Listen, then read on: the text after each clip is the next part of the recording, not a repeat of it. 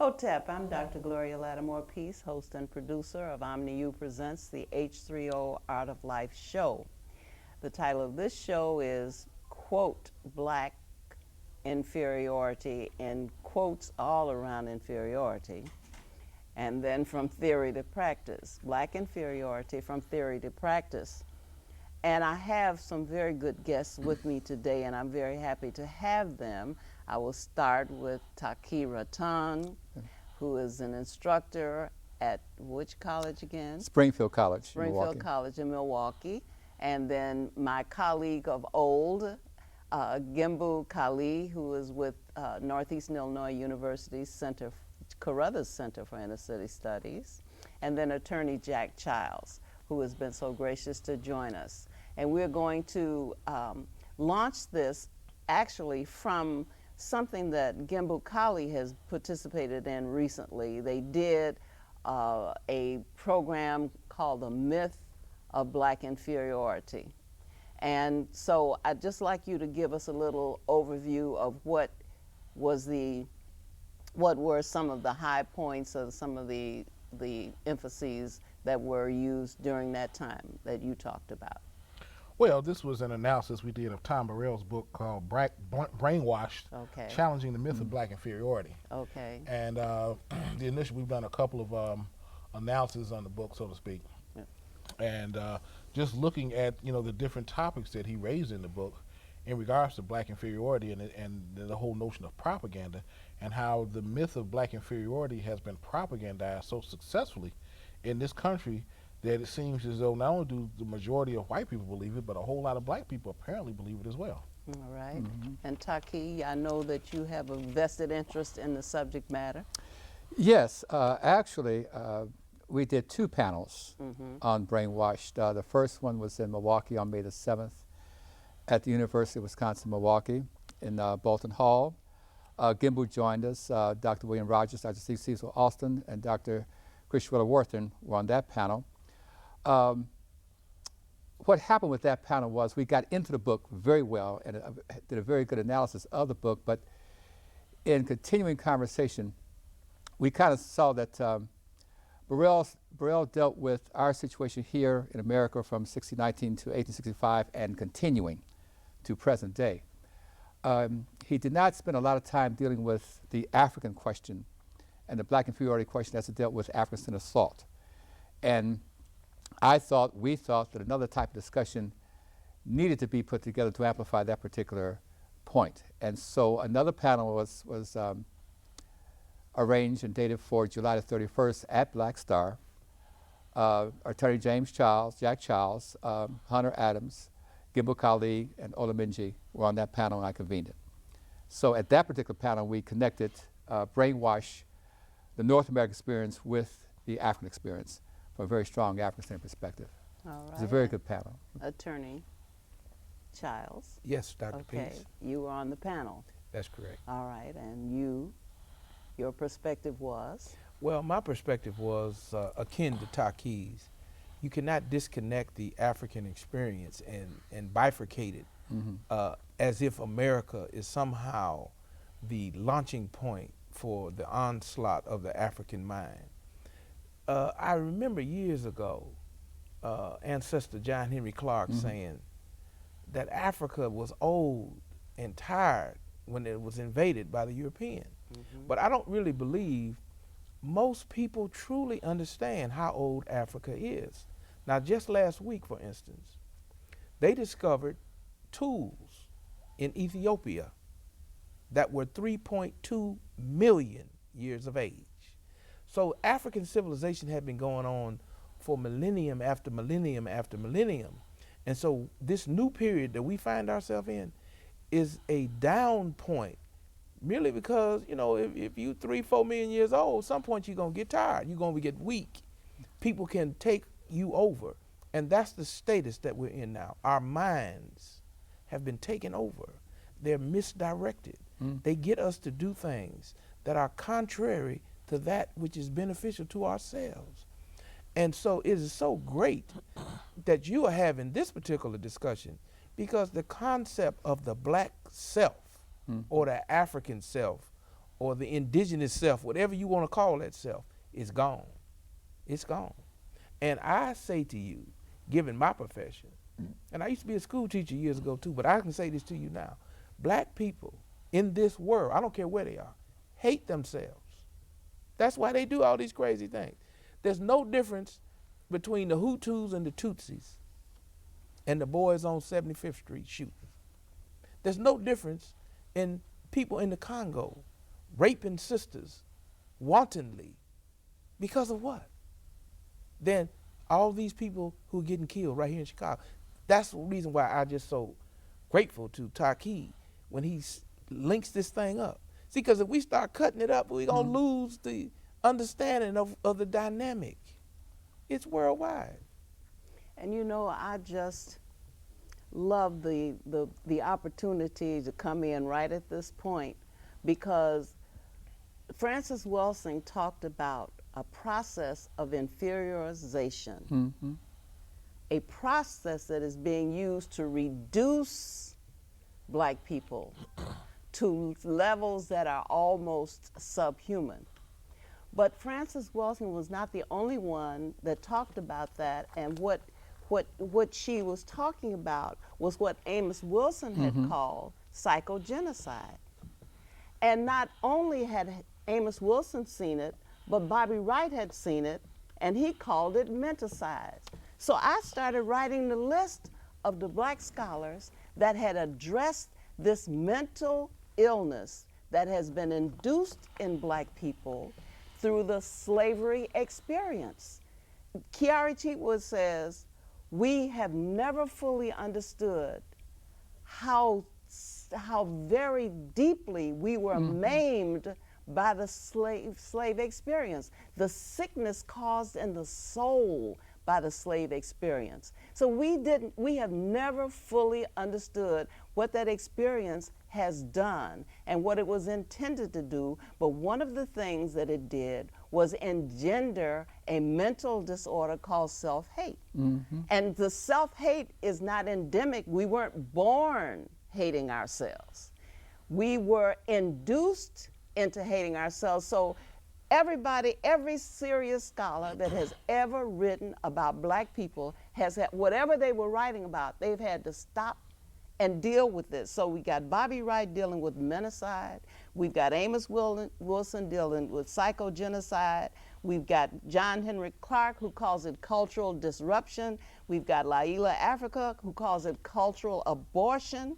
We've got Raton Nefer Amen One, who calls it cultural, he calls it cultural something, but he leans on something happening culturally to black people. Carter G. Woodson, of course, in Miseducation of the Negro said, if you control a man's mind, what? You don't have to worry about his action. So mind control has been the driving force for everything that has happened to us as a collective since the introduction of the slave experience, not first of all by the Europeans, of course, we know.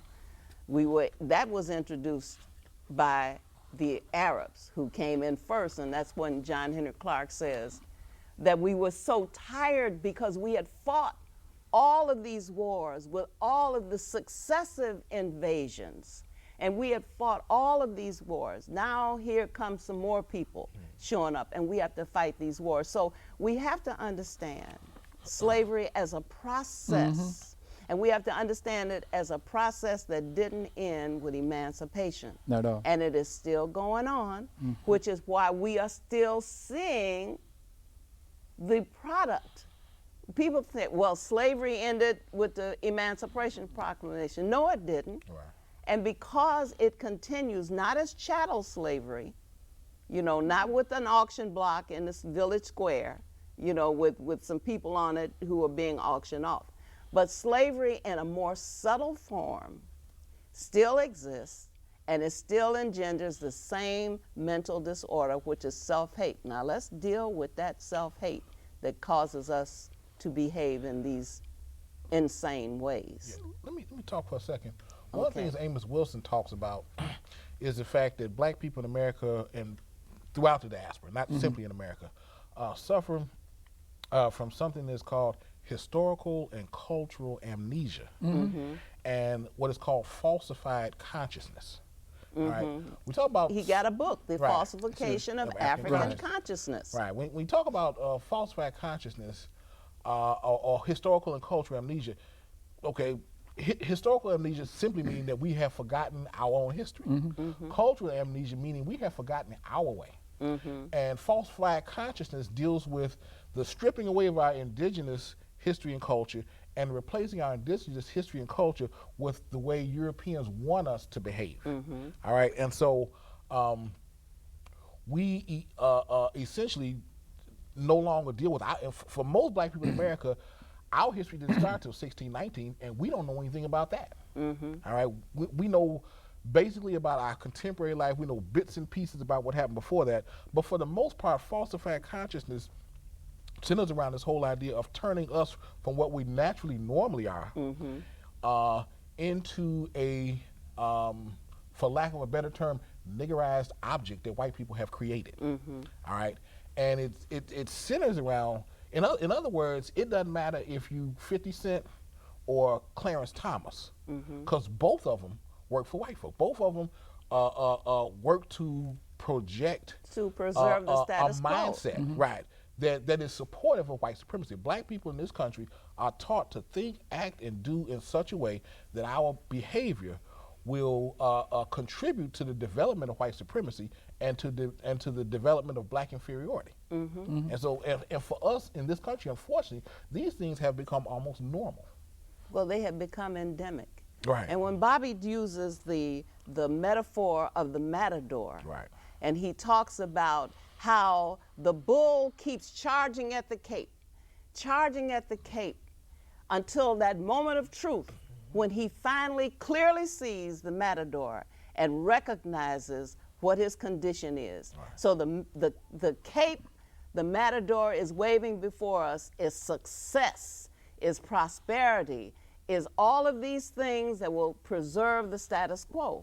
We are seeking after goals that are elusive, goals that are transient, goals that are unworthy of the time and the energy that we put into them, because we are still like that bull charging at that cape without recognizing that that cape is being waved before us by a matador. So we have to understand that white supremacy that is that matador, and that it is waving that cape that is distracting us and getting us to charge off out of all kinds of things. You know, we arrive, you know, we get, when you run into somebody, they tell you, you ask them about their children, and well, my son is with, and they tell you the corporation that they're with. They always want to tell you something about their material status. While we are hemorrhaging young people, Sure. black people want to tell you how we are making progress and succeeding When the race is dying. when the race is dying. If I may just pick up on Gimbu, how Tom Burrell deals with that issue is that he calls it a blank slate. That when we were transformed, when that transformation process was complete from African to slave, we had a blank slate and no remembrance and or connection to our African past and to our African traditions, to our African values, to our African history, heritage, ancestry, origin. And so it was a blank slate that he put his values, his image, his way of life, his origins, his ancestry, his history, his legacy, his identity, purpose, direction, his purpose, his birthright, his laws, his name, in our mind. We then carried that forth. And then Dr. Jordy Grew, in Post-Traumatic Slave Syndrome, talks about how we begin to carry that from one generation to the next, to the next, to the next. And it was then began to be transformed from 1865 to our present day 2010 in a much more worse state than it was prior to, let's say, 145 years ago. You know what I love that you just said? Ma'am. Let us underscore this point. When we were transformed Yeah. from African African slave. captives to Negro slaves. Yep. Because the presumption, Gimbu, when you say we don't even know 1619, the presumption is that adult slaves in chains, walked off a slave ship that had no past, no history, no land, no language. They were never children. Right. They were adults. They walked down the gangplank to make the point that free black people were stolen, not slaves. Not slaves. Right. Not slaves, but free black people were stolen. And they were transformed through a process, Through a process. from captives into slaves, then allows us to look at the seasoning process and all of these things that were done and continue to be done to keep inferiorizing and demeaning and reducing and limiting black people. That was a cultivating process, but go ahead. And what we need to clearly understand is that transformation process was a process of terrorism. Don't ever say was to me. You can't give me was. Is. You can stay in the present tense. Please don't do it. Well, I say that because how it's done now was significantly different from how it was done then. The end result is the same. But it's the same process. It's still a transformation. It's a transformation process. Okay, but- so let's stay present. All right. What happened during that process was one of the greatest acts of terrorism that has ever been committed on a group of people on planet Earth. And it needs to be seen in the context of terrorism. One of the questions I have on my test is 9/11, 2001 was the worst act of terrorism in the history of this country. I love when people say yes, so I can tear them up. All right, because you're talking about 3,000 people, a little less than 3,000 people that died on September 11th, 2001, versus you're talking in the neighborhood of 300 million African people that died. Say that. 300 million African people that died over a 500-year period when you look at both the European and the Arab aspect of that slave trade. All right, you had an Arab, a trans-Saharan slave trade, the European, that was 1,000 years old before white people came in and gangstered part of that trade away from them to create the transatlantic slave trade. And that whole process was designed to convert us from who we were into things that can be used in the service of white supremacy. And if we can't serve the interests of white supremacy, then we essentially are viewed as completely useless and simply discarded at But that look point. at the mourning. You know, we do not want to lose human life. Yeah. Look at the mourning around the loss of life in 9/11. Look, annually, there is all kinds of ceremonies, all kinds of periods of silence where the names of people are repeated and where the observance, now there's even a fight about building a mosque near There is, yeah. Ground Zero. Right, not at, near. Look at the sacredness with which human life is treated if it is non-black. Right. Black life, we don't even know some of those bones that are at the bottom of the Atlantic Ocean. We don't even know the names of some of these ancestors. We cannot even be silent and call out the names of those ancestors. But 300 million ought to get somebody's attention. And it ought to get our attention when our scholars keep telling us repeatedly that this Ma'afa excelled any act of terrorism that can ever be perpetrated on the planet. The magnitude was so great. And so when you point that out, you know, we're not saying that we disavow the act of terrorism that occurred on 9/11, but we're saying, why is it that we don't get upset about the continuous loss of life of our people? I get somewhat disturbed a little bit when I go to a lot of funerals. When I go to these funerals and they say, we coming to celebrate and this is a homegoing, we have to mourn, Gimbu. We cannot keep acting, we cannot keep going to funerals where people don't sob, where they don't grieve, and where they're being admonished for not appreciating that this person lived. Yes, I appreciate this person lived, but I also acknowledge that this person died, and they died violently, and that there was nothing we could do to preserve the lives of the people we love. That's very disturbing. But let me jump in here. But that goes to the heart of what we're talking about. So if you don't see yourself as a whole, you're not whole. Then therefore, why would you be concerned about the Ma'afa? Most people look at us like we crazy. We talk about the Ma'afa, they like, Ma'afa? I mean, listen, the reconstruction of the African mind is the foremost task of the 21st century. Absolutely. Ancestor Bobby Wright used to always tell us, the battle of the 21st century is for the African mind. And so we can now see the disarray of the African mind. Now they can talk all they want about we need more police and all this. There are no predictors of random violence. There's no predictors. You gonna tell me the other day that some guys riding some bicycles, all of a sudden they open up shooting and shot some little girls? Think about that. And then when they asked the guy, well, why did you keep shooting? I had to empty my clip. That's nothing more than a television, video game mentality. That's how far they've taken us down. But in one regard, it is the intelligentsia's fault. Because we don't hold a hard line on our people. In other words, we keep placating them. We keep allowing them to do things. Now, I raised part of my family. I had 2 daughters.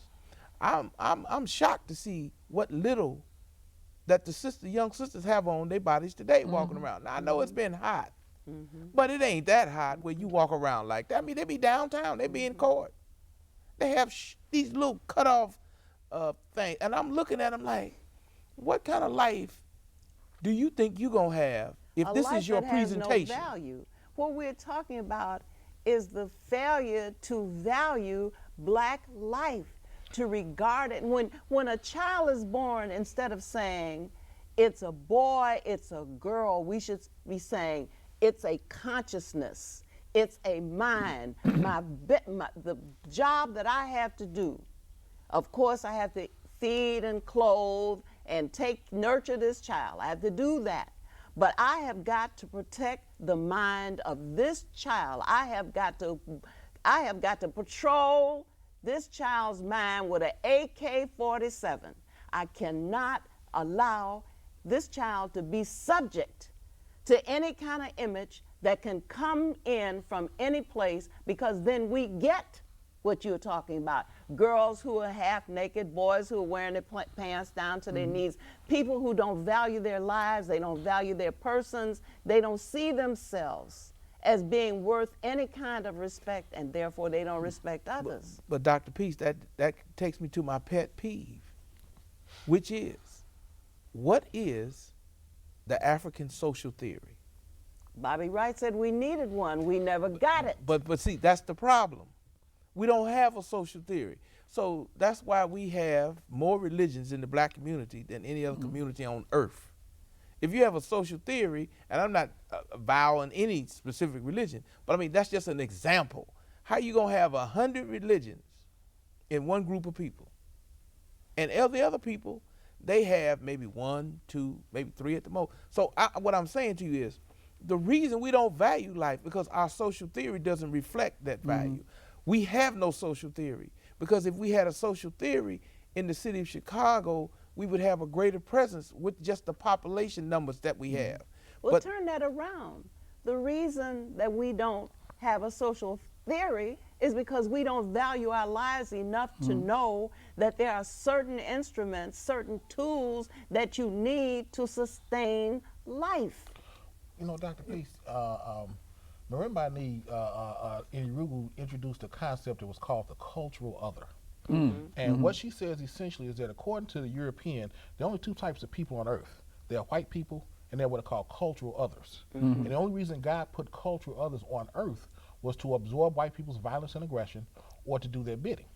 Therefore, if they rob you, kill you, rape you, kidnap you, enslave you, murder you, torture you, they haven't done nothing wrong. That's what God put you here for, so just shut up and take your medicine.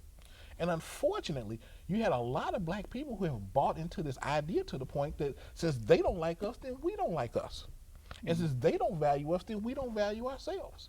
And so for a lot of us, we are looking at ourselves almost through like the eyes of a Klansman that has disdain for ourselves to a point that we feel have no problem in terms of hurting us and killing us and damaging us because we have no value anyway. And all this leads into this whole notion of inferiority, how we bought into it, and our behavior reflects that. But you know, I have to do a little biblical thing right quick.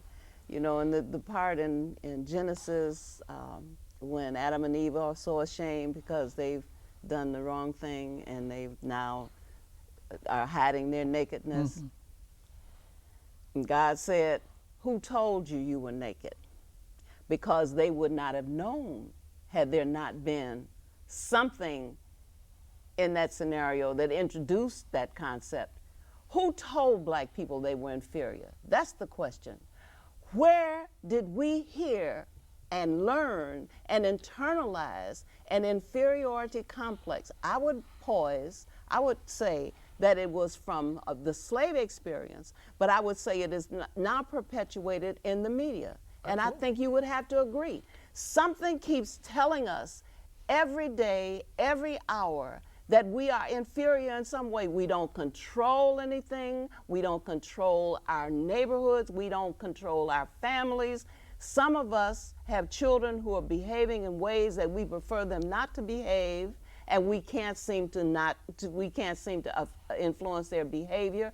So somebody is telling us that we are worthless, that we are inferior, that everything about us that is natural is wrong and is offensive and is in fact ugly. This is what Toni Morrison was doing when she wrote The Bluest Eye. She was trying to make that statement that we have these continuous reminders that we are weak, that we are inferior, that we are lacking, that we are deficient. That's what I want to say. That we don't measure up, that we're not qualified to do jobs. We're not qualified to live places. We are unacceptable. We are not socially approved. Someone is telling us that every day, and we have been hearing that same message so long that we have internalized the message, and now we are telling that to ourselves. What happened, I think, going back to Burrell and then to Joy DeGruy, that message was ingrained in and on our minds on the plantation, and we played it out. The 246 years from 1619 to 1865, once emancipation took place, we, from 1865 to 2010, we never reversed that transformation process. Unlike other groups, unlike the Jews who went through a debriefing, and unlike even the Native American Indians who went through an understanding of westward expansion and how that affected them, African Americans in this country never went through a reversal or healing of what happened to us on the plantation. Joy DeGruy would then come in with post-traumatic slave syndrome and make the statement or the position that that process, that transformation process continued from 1865 into 2010. And as with Francis Cress Welsing, who would then say that was reflected in all of our institutions. And so even within the institutions that we put ourselves into, and Burrell would bring this out, that concept of white supremacy and black inferiority is played out each and every day. And Eric Grimes and Butch Slaughter, in their book, Why Our Children Hate Us, How Black Adults Have Betrayed Black Children, would make the statement to the point of values that our children are not valuing themselves, i.e. in terms of how they're being dressed and how they behave, because we as adults are not valuing them. Are first not valuing ourselves as black adults, and then not valuing them as all of us were valued when we were coming up old school, particularly old school Chicago. We have value in our community, and therefore we were raised with certain types of values, expectations, and visions, and we carry those out in terms of our lives. But our children, and all of us one way or another in education, our children are K4, 8, 9, 12. Are looking up to us, and seeing us as black adults as being very selfish, very self-centered, and very self-patronizing, and not giving any kind of modeling to our children, and we don't care about blackness ourselves, and so they are picking up that kind of message, as Grimes and Slaughter would say, and they're just carrying out what they see in us, and I think once we change ourselves, then we can see a change in our children and our communities. I just want to add too that one of the ways that we do disservice to ourselves is that we don't check out our minds and see what it is we are thinking and saying. And that's why I keep editing stuff here, because it's important that we think about what we're saying. I do not care for the term post-traumatic slavery, because ain't nothing post about this. See, for something to be post, it's got to be over. It's got to be finished, and then you're dealing with the residual of the finished product. No, it is not post. It is traumatic slavery syndrome, on and on and on. So we're still in it. We're still in it. We're still the same.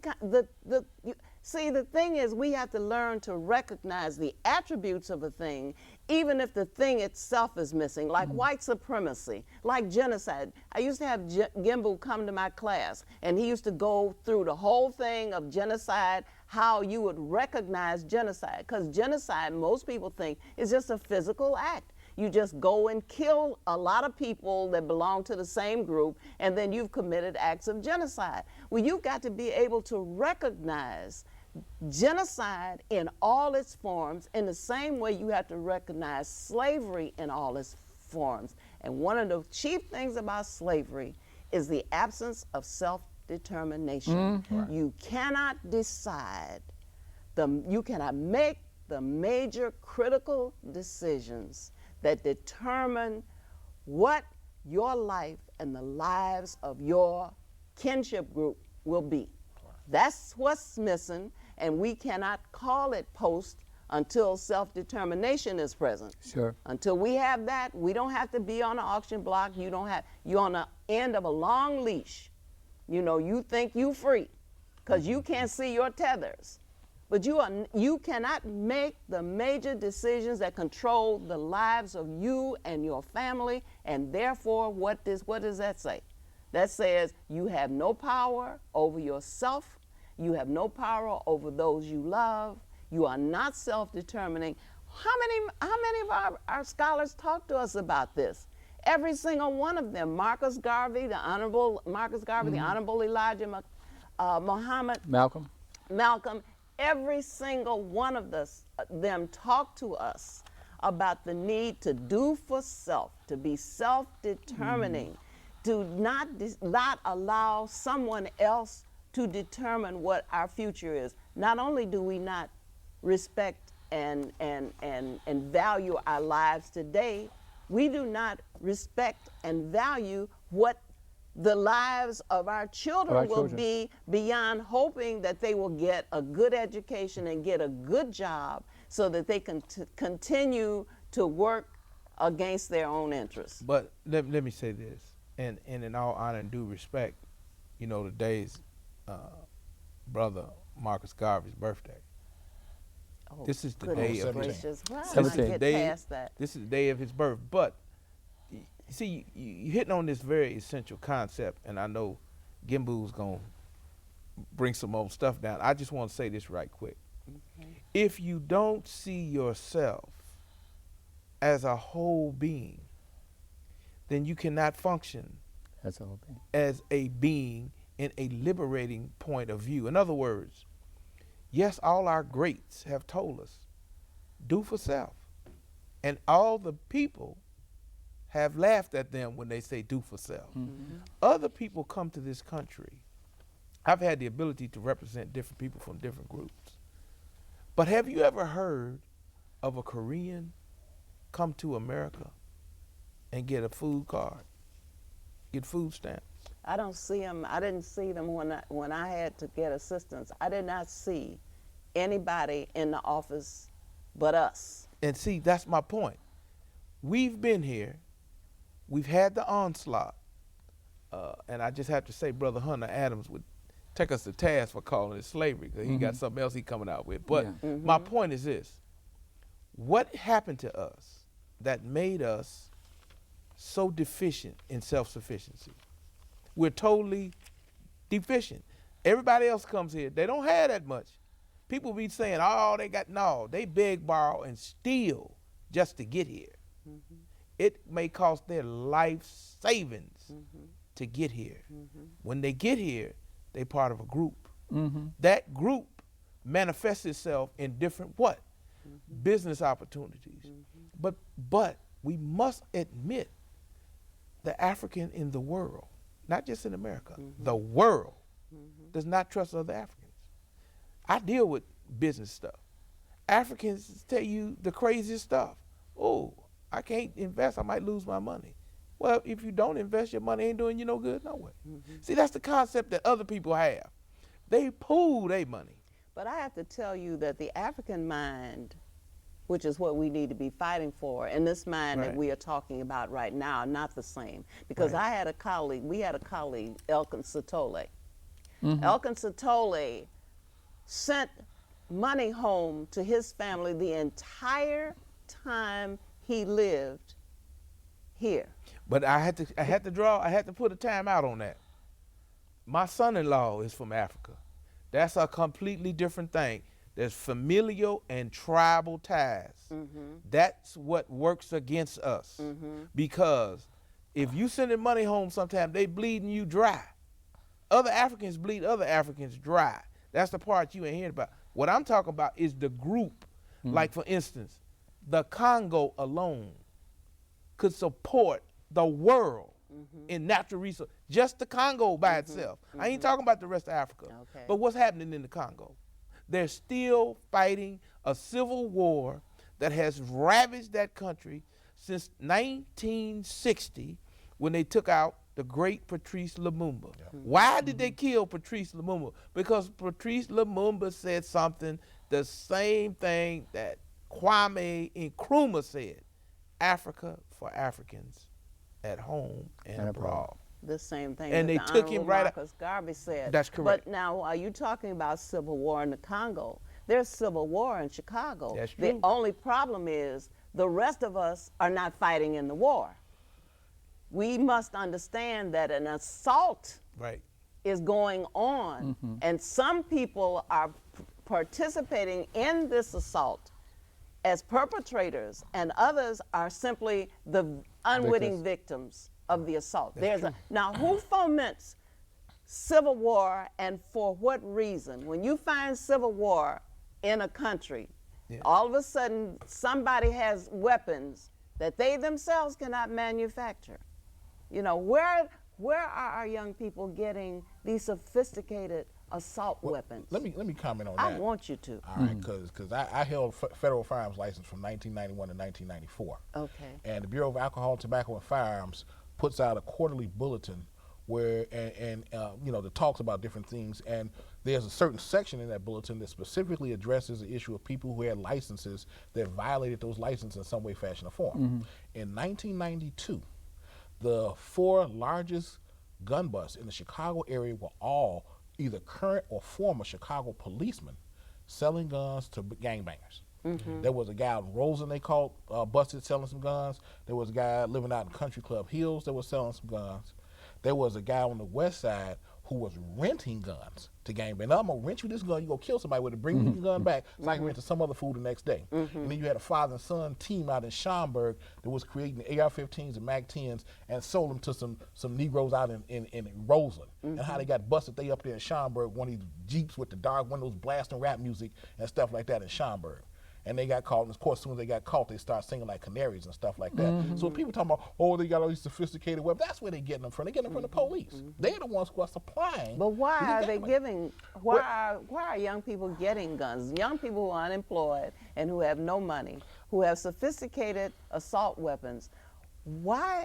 how are they obtaining them? They're not buying them. And why is our community armed? Why is a portion of our community armed against the community?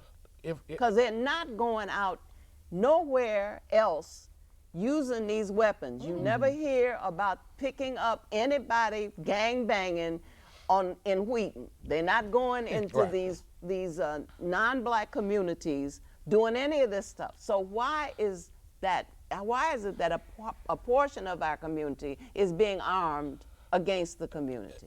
If I could, I'd like to read a quick quote. This comes from an excellent piece called "Dwight: A Tool for Breaking the Chains of Psychological Slavery" by Brother Ruhu Hotep. I believe he's out of Baltimore, Maryland.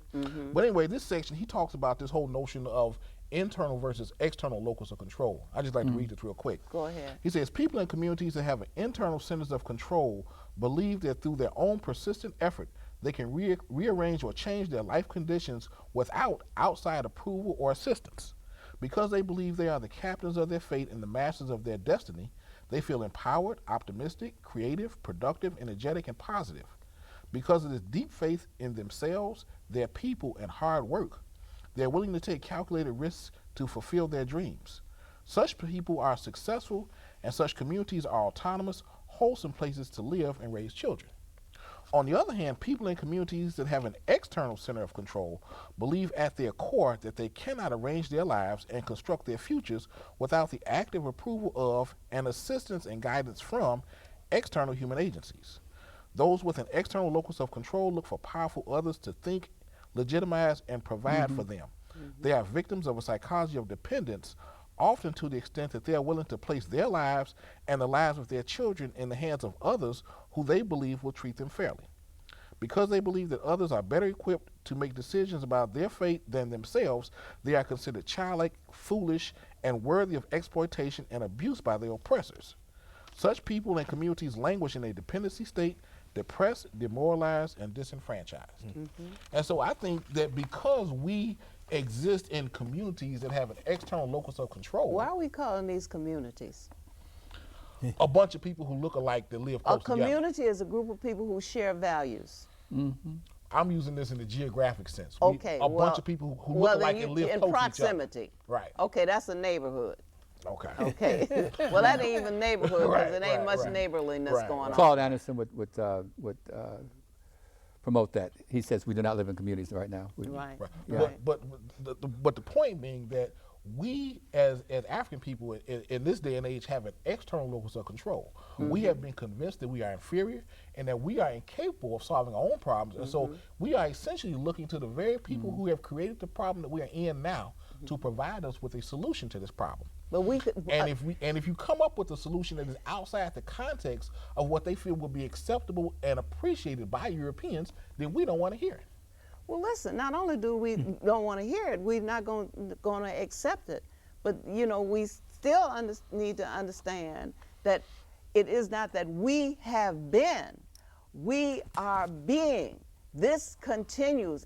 You know, I always say that if the emancipation could have been achieved with a piece of paper, then slavery could have been entered or inaugurated with a piece of paper. We know perfectly well that is not how the slave trade started. Somebody didn't sign a document and say, okay, now we're going to have slaves and they're going to be ours and they're going to do what we say. So the Emancipation Proclamation is invalid. I mean, Kiara Cheatwood wrote about it in To Save the Blood of Black Babies. Lerone Bennett wrote the same story in Forced into Glory. Right. So, you know, we have all the data. And the thing that bothers me a lot is that we have all the data.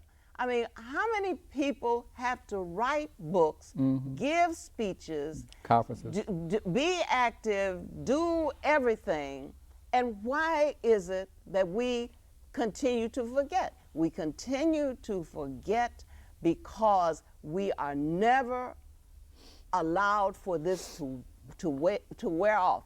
Whatever indoctrination you receive, eventually, if you live in a real world, you will get some other experiences, and those old experiences may drop off or be compared or change your outlook. But the thing is that we remain so constantly captive, so constantly, so consistently satisfied with the status quo. We're not trying to change nothing. I think it's in our culture. See, we're doing Whose it. culture? It's in our culture. It's in African American culture. We are doing it. It's in our churches. It's in our schools. It's in our families. It's everywhere we turn. That external locus of control, what Burrell calls it bred to be led. On the plantation, he says quite clearly that we were bred to be led by somebody else. Bred to be led. Bred to be led. That's a whole chapter in this book. And I'm submitting that process has never been reversed. And agreeing with you in terms of how we use our language. Then we need to breed to lead. You know. Well, we would have to. That's not our culture. But you need a social theory. See, you see, I find it very interesting. Brother Taki had a school in Milwaukee called Blyden. Right. But I was one of the founders of the original Blyden with Bobby and Easter Wright. Okay. Was that at the center? Yes, it was. On the upstairs? That's correct. I didn't know you were a founder there. Yes. Okay. So the problem is, there's two things that the ancestor Bobby Wright hit on that you touched on. Number one, you asked a very good question. Why do we do, shooting each other? His position was, blacks kill blacks because that's who they've been trained to kill. Absolutely. It's outside of their experience to kill others. And I can say this to you in all humility. As bad as they shoot, not to have shot anyone of a different persuasion defies mathematical probabilities. Probability, right. It just defies it, okay? Right. And then you have the persistent and unending problem of the fact that, as Ancestor Bobby Wright said, the sustainability of a movement. In other words, you can have a positive thought-provoking movement like we had Blyden, and he had Blyden, and Gimbu done 1,000 things, and you yourself have done 1,000 things. But the problem is we can't sustain it. The reason we can't sustain it is because of one simple fact. You can't divorce the practicum from the economicum, okay? And that's what black folk try to do. They don't try to institutionalize anything, whereas other groups institutionalize their structures. So that's why you will see a Chinese restaurant in every neighborhood. And where does the money go? It goes back to the Chinese community, where they divvy it up and they help one another. I ain't mad at them. I mean, now you see a new phenomenon in the black community. Ask yourself this question. How is it the black community, quote unquote, is so poor, but you have the Chinese operating the black community, you have the Koreans operating the black community, you have the Arabs operating the black community, and now you have the East Indians operating the black community, and we are feeding all their families and sending all their children to the best colleges and universities in the world. So the question, Dr. Peace, is if we can do that for them, why can't we do it for ourselves?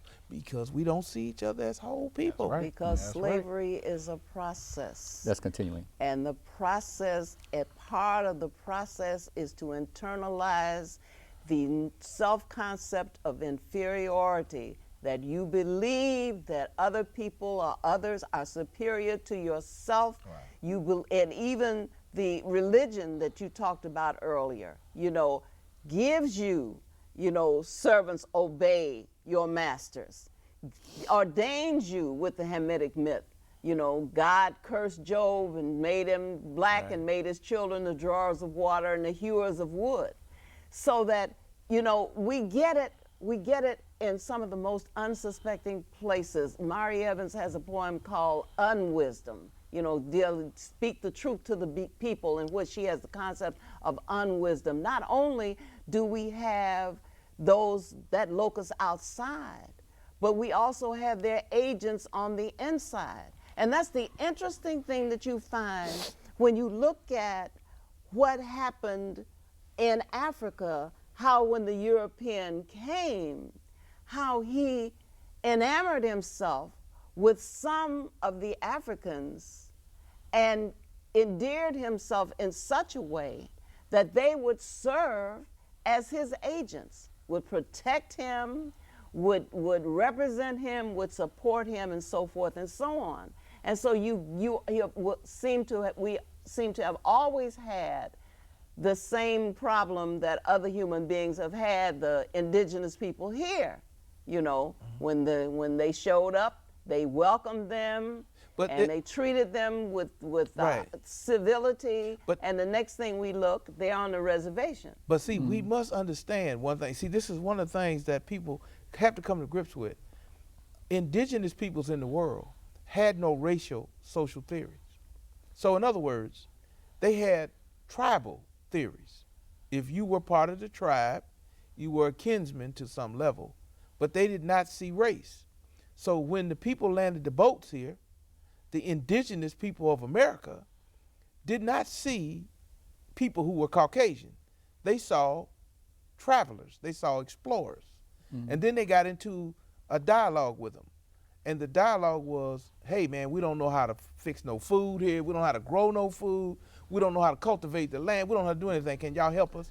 They say, yeah, we'll help you. Now, the only thing they thought they were gonna do, if you study this, was to stay on their parcel, because that's how the indigenous mind worked. So they didn't understand that when they took their parcel, they was gonna take every parcel they could. The other thing And that's what happened in Africa. They the didn't, other you know. thing about that very point that you're making is that Africans frequently traveled to this area, which was called Turtle Island, wasn't even, America wasn't Right. the name of anything. They frequently traveled, they went home. All the indigenous people thought that people wanted to go home, that they were traveling, that they were passing through, and that they would be returning home. No one wants to be away from home forever. So when they gave them, lodging and showed them how to survive and fed them and did everything else, they did not understand how territorial that European was, how he was going to take possession of territory, because no indigenous people ever thought the land belonged to them as individuals. They always understood that this was the land that had been given to them, and so they shared it, but they didn't expect these people to become settlers. Well, again, they didn't understand this whole concept of the cultural other. All right, because when you go back to that concept, Europeans will say that they didn't steal this land from the Indians. They don't. In other words, they don't refer to this as stolen property. All right, they refer to this as theirs. This is something they discovered. You know what? How do you discover someplace where somebody was already living? They just ignore that part. All right. In other words, what I'm saying is, to them, the so-called Native Americans couldn't own this land any more than the bears in the forest could own this land. All right. Nor could they. According to the indigenous people, no one could own the land. All right. But what I'm saying is, from the European perspective, all right. Europeans know what to do with things, but inferior people don't. Cultural others, they don't know what to do with things. And so these cultural others, therefore, need Europeans to come and show them what to do with the land. So Europeans are doing these cultural others a favor by taking this land from them and showing them what to do with their land. They can no more own that land than the bears in the forest can own that land. Therefore, if the land can't be owned by them, the land can't be stolen by them. So they didn't do nothing wrong. I mean, that's how that process works. You know, it's kind of, Gimbu, it's kind of like the same argument that they say that they don't owe reparations, because at the time that slavery was conducted, it was legal. And so since it was legal, then nothing is owed to the people who were the victims of this slave trade. So, if it was legal to do, whether it was ethical or moral or human or anything else, does not matter. It's irrelevant. It was legal to do it, so it was done legally, and therefore nothing is owed. The fact that people, perished during that period, the fact that people were deprived of every possible right they could ever have, meant nothing. Well, they weren't really people. They were cultural others. And that's why I'm saying from theory to practice, Right. so that we started with a theory. We started with the European theory that they were superior and the non-European or the African was inferior. And every single thing that could be done has been and is being done to guarantee that that status quo, that relationship remains as such. Absolutely. So here we are in this day and age talking about post stuff and emancipation stuff, and the same thing is still going on. And we must become aware. You know, who was it? Was it Bobby Wright who says you can't tell time? No, that's Leron Bennett who said you can't tell time with a revolutionary clock, and you can't know where you are without a revolutionary compass. So you have to know what time it is and where you are, so you'll know what to be. And when you say you don't see yourself as a whole human being, that just requires a whole other thing, because you're saying we are fractions. Yeah. It requires total reconstruction. That's why Dr. Francis. So we 3/5 of a man? No, we Still. less than that. That's not right now. Okay. We less than that. But remember, Dr. Welsing has said on a number of occasions, hug yourself, hug your black self, and say, I love my black self. That's not a funny exercise. That's an exercise in reconstructing the African mind. And she also says things, and I used to have a picture, like in my son's room, and I had some pictures in my bedroom of the blackest Africans I could. And Dr. Wilson said, that's what you should always have in your house. Because that tells you from where you came.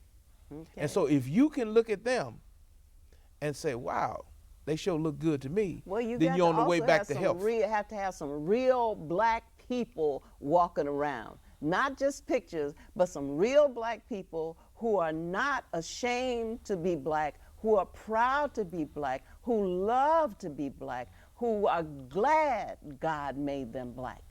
So if you don't, you know, having role models, I always like real models. Don't give me some role model, somebody acting. Give me somebody, give me a Bobby Wright all day long. Give me somebody who is real, who walks the walk and talks the talk, and is not aspiring to be something other than who he is for his own people. We went out of time. We got to.